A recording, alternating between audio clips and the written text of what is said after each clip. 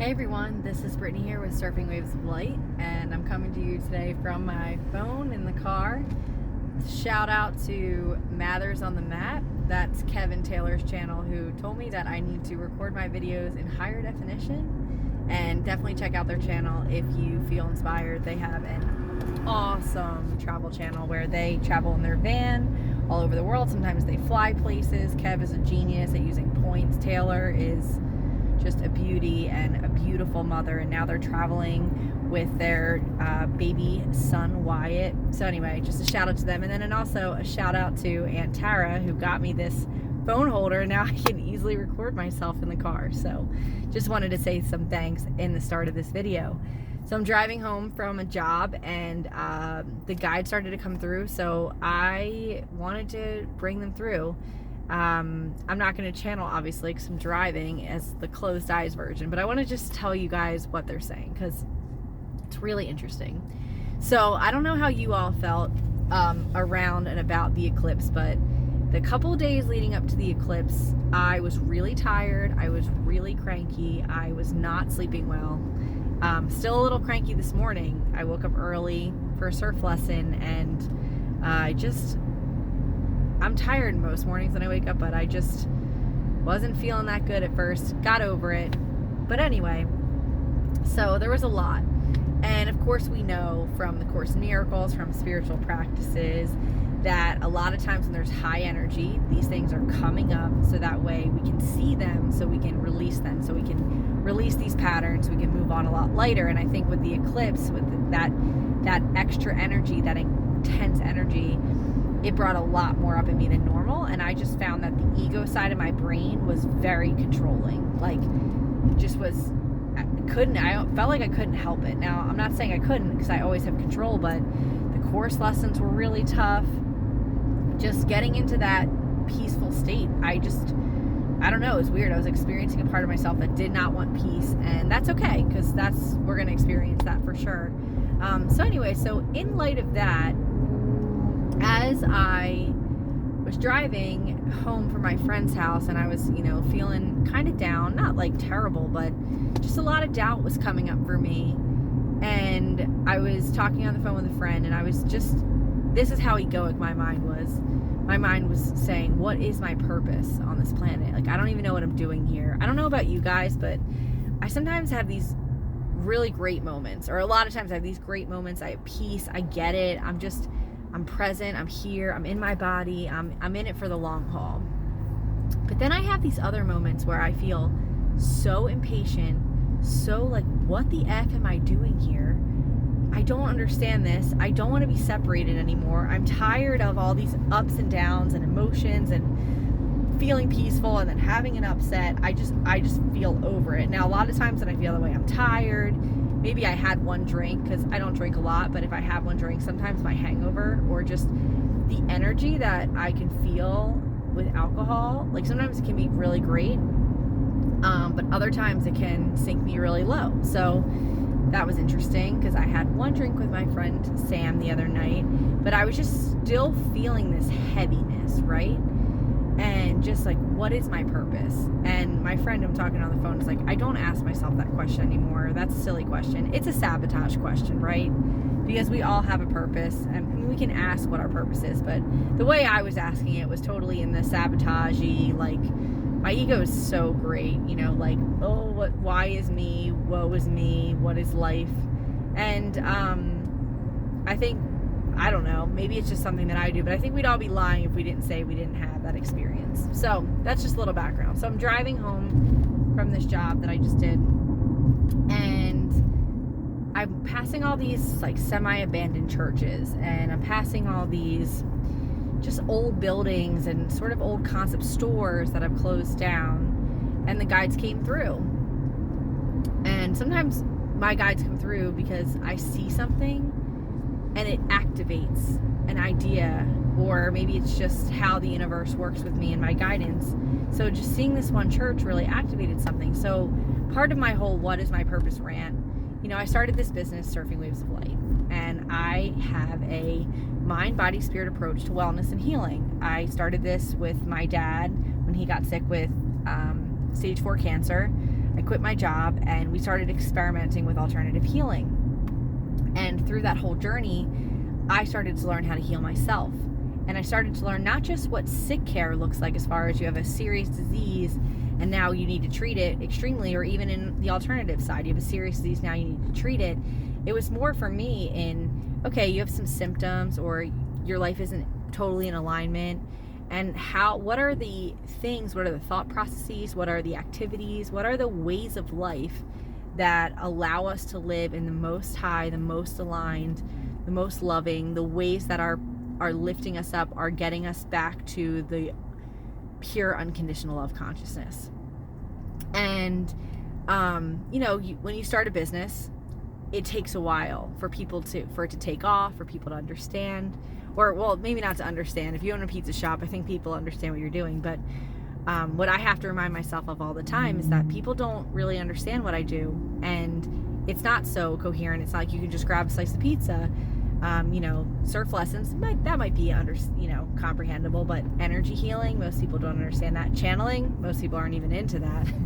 So I think some of that was coming from, sometimes I don't always feel like people are interested in what I'm doing, although that's not even totally evidence-based, because I have clients and I have a lot of people that love what I do. But I was just in these moments of feeling doubt, of feeling not confident, of feeling, like I said, what is my purpose here? So I see this church, and what the guides start telling me is that they understand that this experience can be uncomfortable. We know this as souls when we come in here, that it's uncomfortable, right? There's a lot of uncomfortable moments. And so a lot of us that agreed to incarnate here knew that.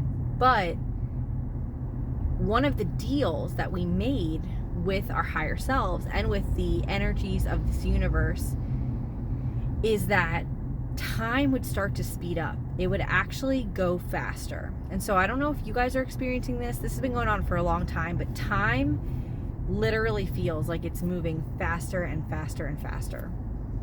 And so what they know is that from a higher collective perspective, right, the energy of the earth is changing. This is why a lot of people don't go to church anymore, or why stores are shutting down, because there's a vibratory shift happening. And so it takes time to change. It can take hundreds of years to change the collective consciousness in time, if you believe in time.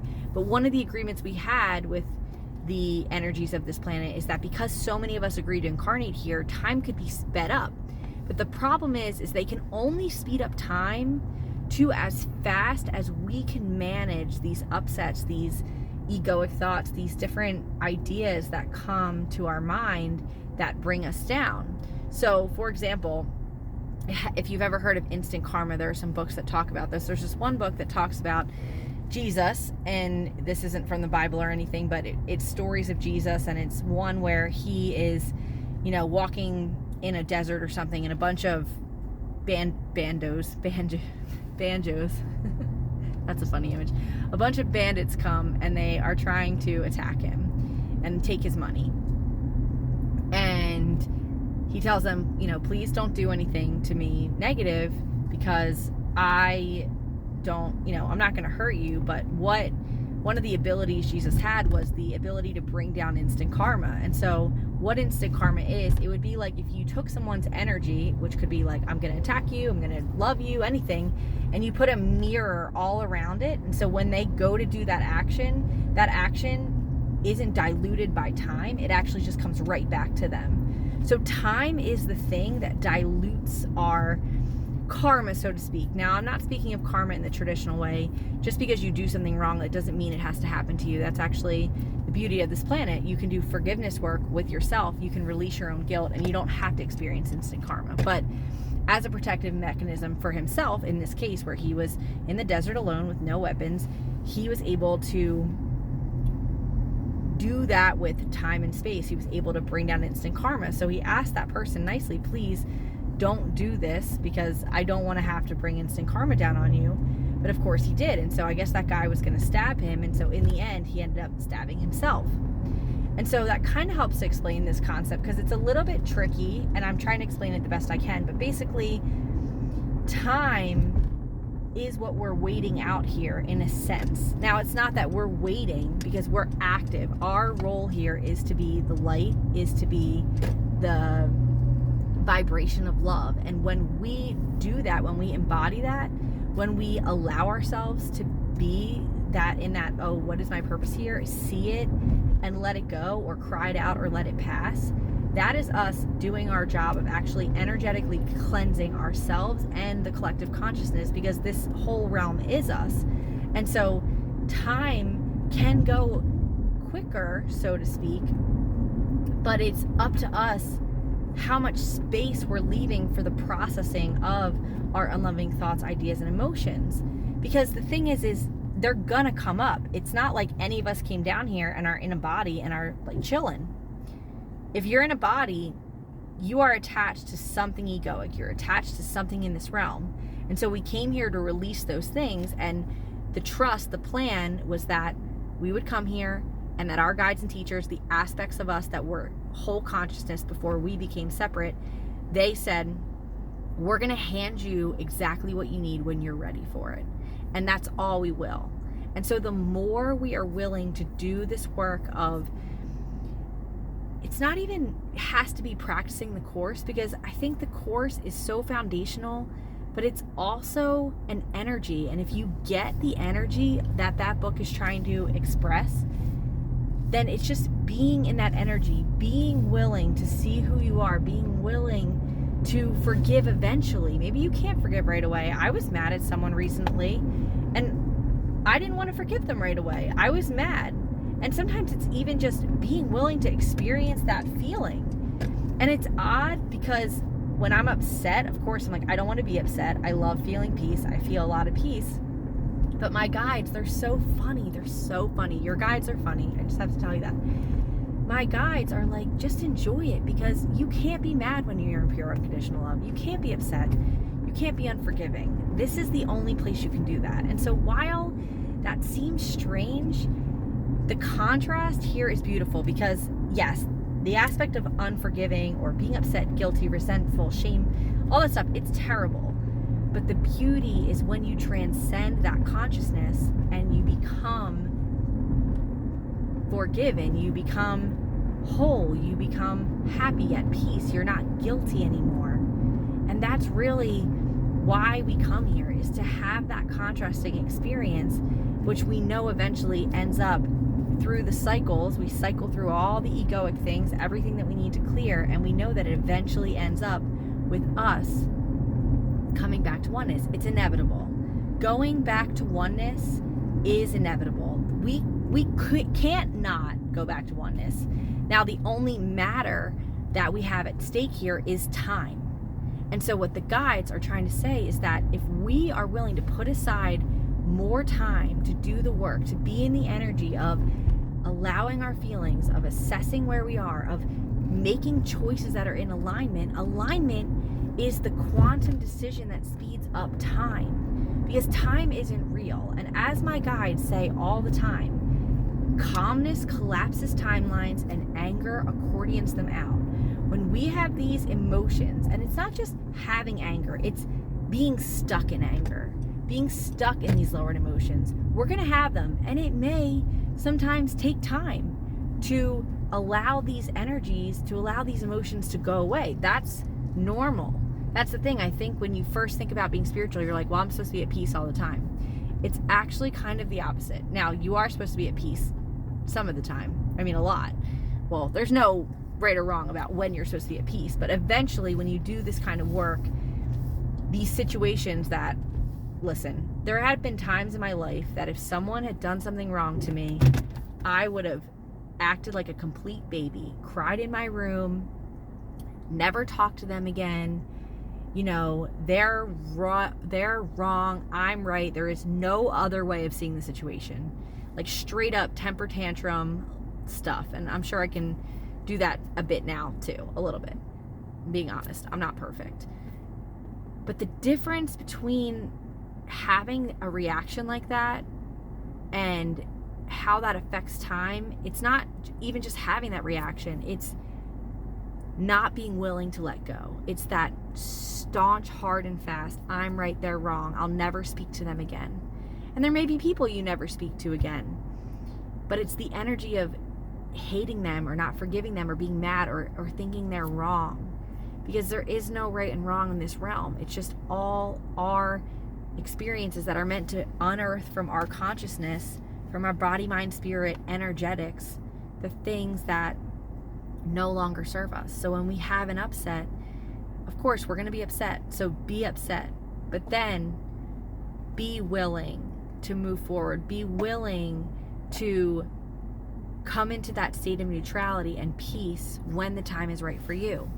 And so that's how we speed up time, because the thing is it's going to take in time for certain consciousnesses, for the whole collective consciousness. It could take hundreds of years to shift everything. But we came in at this time because we had a part to play. And so while the churches are still alive and well in some regards and dying at the same time, we can see this trend. And that's all really the collective consciousness is. It's just a trend of energy, of emotion. And the more that we do our work, that deflates that consciousness. So let's say the collective consciousness looked like a balloon, and our job was to deflate the balloon. Now, just as a tiny speck of dust, we might not be able to say, or like a tiny, ability to pull the balloon open a little bit. This isn't the best analogy, but it's what I have right now. And you're a speck of dust and you have that much power to pull the balloon open. We might not be able to deflate the balloon by ourselves, but we do have the power to significantly deflate that balloon. It's not that we have no power, because we definitely have power. And the thing is when you transcend your consciousness, the people around you, aka the aspects of you that are in bodies around you that you think are separate but are the same as you, they must shift too, because energy cannot exist at different vibrations. If you're at 430 and I'm at 500, either I have to come down or you have to come up. And you've all experienced this because you've been with someone who you feel like you have to come down to talk to them. You have to be gossipy. You have to be a lower version of yourself. And then there's other people that are walking around like truly embodying peace and love, and then you are around them and you're like, oh, I need to come up to them. And so this is the fine game we're playing right now. Balance, harmony, time and space, upset.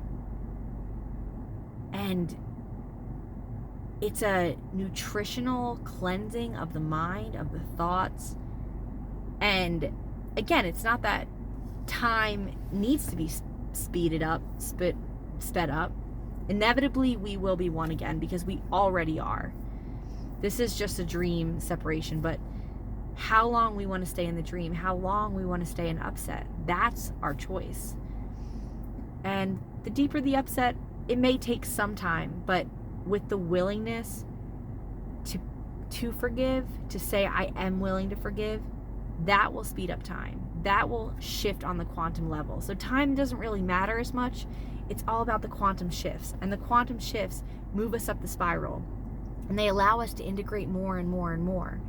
And your life, you came here to have experiences. So if your life isn't in aligned, or if you're not feeling like you're living the life you want, sometimes our upsets or the people we're not talking to, they might be the pathway to some opportunity. And sort of like we have to forgive, or we have to be willing to forgive ourselves, because most of the time it's actually ourselves, not others, to experience that timeline. But there's something there. And before you can even forgive something, you have to be willing to see that it's bothering you. And for me, that's been half the battle, because I'm like so non-confrontational that I will avoid feelings so much that I know how my guides work with me. They wear me down so that I can see how I'm really feeling about a situation, because I've been such a trained, born and bred people pleaser. I see it in myself all the time. It is my biggest work in this lifetime. It's almost like I can read people's thoughts, and I know exactly what they want from me, and I just want to give it to them. And I'm not saying I can always read thoughts, but I just can feel what people want.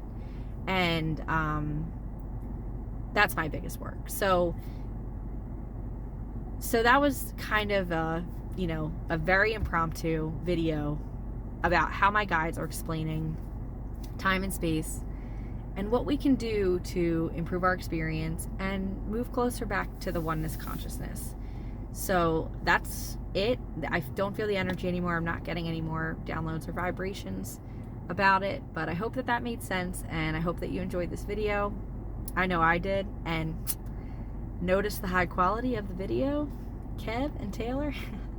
And thanks Antara for this neat thing, because now I don't have to hold my phone and I can record myself, and the car can be such a great time to have great thoughts from the guides. So let me know what you think about this video in the comments below. Like, share, and subscribe. That would really help my channel out. I've been at like 305-6 subscribers for a while, and I am actually going to put it out there. I would love to have some more, just for fun. Be fun to see. So if you know someone who might enjoy this video or one of my other videos, please share that with them, and that would be a great way for you to support my channel and support me making these videos. I am looking to post videos on a regular basis starting this week, so at least once a week, if not twice a week, and I'm going to be setting up a Patreon and some other cool things that if you want to get more involved with me and my channel, you can. So I'm here, I'm putting myself out there. That's been one of my Eclipse messages, to be confident and put myself out there, and that's what I'm doing. So love you guys so much. Thanks for listening, and I'll speak to you again at another time.